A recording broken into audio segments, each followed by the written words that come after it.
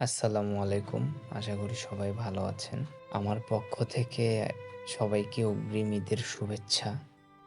আজকে কিছু কথা বলার জন্য ভিডিওটা করছি।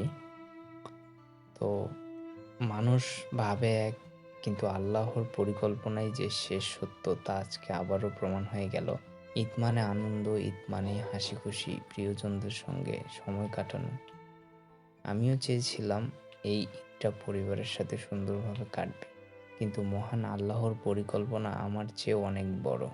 আজ আমার আব্বা বাইক অ্যাক্সিডেন্ট করেছেন, তার পায়ের একটি আঙ্গুল ভেঙে গেছে। এখন আমার সব চিন্তা, সব পরিকল্পনা একপাশে, শুধু একটা জিনিসই গুরুত্বপূর্ণ, সেটা হচ্ছে আব্বার সুস্থতা। জীবন একটাই, আমরা পরিকল্পনা করি, স্বপ্ন দেখি, কিন্তু এক মুহূর্তেই সব কিছু বদলে যেতে পারে। এটাই আমাদের জন্য সবচেয়ে বড় শিক্ষা। আমাদের ইচ্ছার চেয়েও আল্লাহর ইচ্ছাই গুরুত্বপূর্ণ।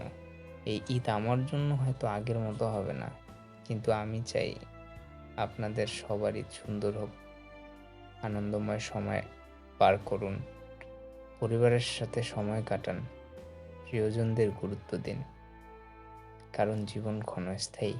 আর আমার আব্বার জন্য সবাই দোয়া করবেন, আল্লাহ যেন তাকে খুব দ্রুত সুস্থ করে দেন।